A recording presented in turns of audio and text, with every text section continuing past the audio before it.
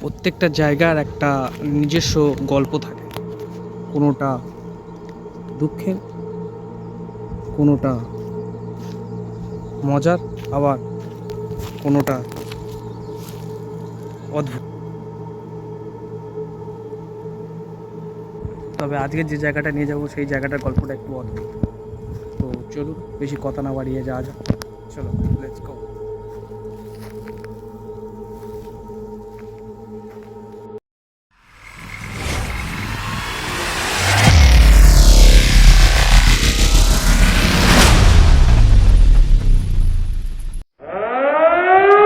এই যে মাঠটা দেখছেন একদম শুকনো, বর্ষা আসলে পুরো জলে ডুবে যায়, যেন মনে হয় ছোটোখাটো একটা নদী।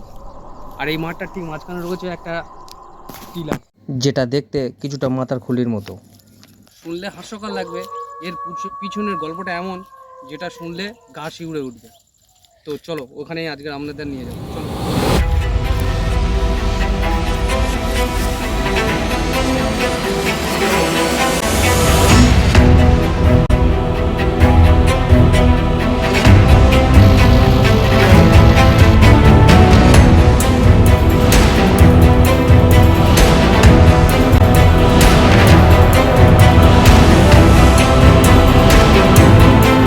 এই টিলাটা অনেক পুরনো। গ্রামের বয়স্করা বলে এর মাটি আগে অনেক নরম ছিল, পা দিলে দেবে যেত। বর্ষার জলে প্রত্যেক বছর মাঠগুলো ডুবে যায়, কিন্তু সে বছর বর্ষার জলে ভেসে উঠেছিল একটি ঘটি। যে ব্যক্তি ওই ঘটিটি পেয়েছিল সে বলেছিল যে ঘটিটা এত চকচকে ছিল যেন মনে হয়েছিল নতুন। কিন্তু এরপরেই ঘটেছিল সেই অদ্ভুত ঘটনাটি। যে ব্যক্তি ওই ঘটিটি পেয়েছিল কয়েকদিনের মধ্যে তার আচরণ পাল্টে যায়। সে শুধু বলতে থাকে, হে ভগবান, এত টাকা, এত সোনা। মানুষ ভাবতো সে পাগল হয়ে গেছে, কেউ কেউ বলতো ওই ঘটিটার মধ্যে হয়তো কিছু ছিল। এত টাকা, হে ভগবান নাটাই, এত টাকা আমি কি করবো গো ভগবান, তুমি আমাকে এত টাকা দিয়েছো। অলমোস্ট চলে এসেছি আমরা সেই জায়গাটা থেকে, তোমাদের দেখাচ্ছি।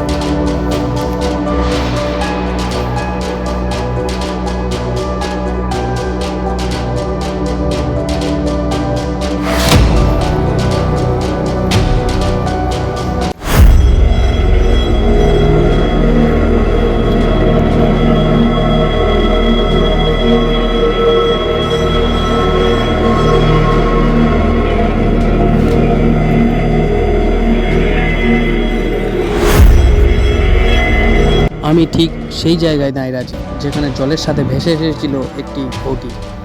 এখন হয়তো মাঠ শুকনো, কিন্তু এই মাটিতে এখনও ভেসে বেড়াচ্ছে রহস্যের গন্ধ।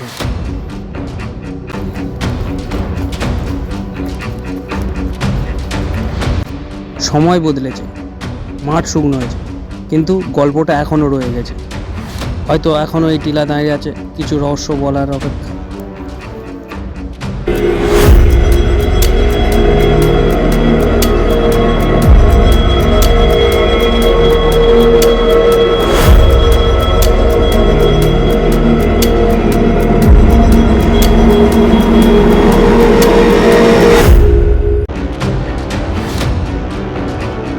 এর কিছুটা দূরে একটা পুকুর ছিল, আমরা দেখবো সেই পুকুরটা এখনো আছে কি।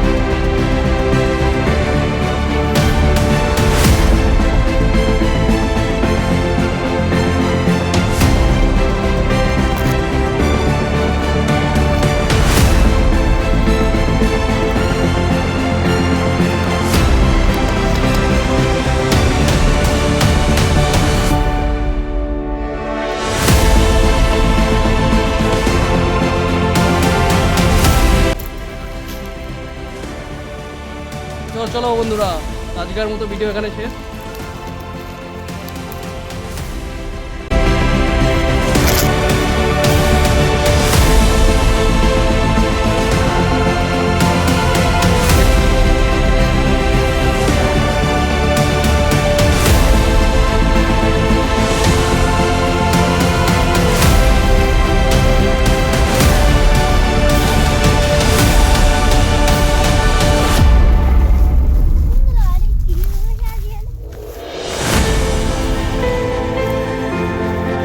তো বন্ধুরা, এই সেই জায়গা।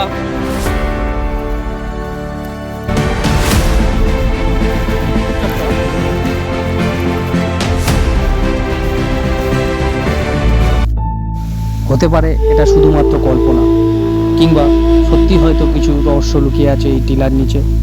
কিন্তু প্রত্যেক বছর এই মাঠ জলে ভেসে যায় আর ভাসিয়ে নিয়ে আসে সেই পুরনো গল্প আর নতুন রহস্য। যাই হোক, আবার দেখা হবে একটা নতুন ভিডিওতে। Bye bye. যদি ভালো লাগে লাইক করবেন, শেয়ার করবেন আর আমার চ্যানেলটা সাবস্ক্রাইব করবেন।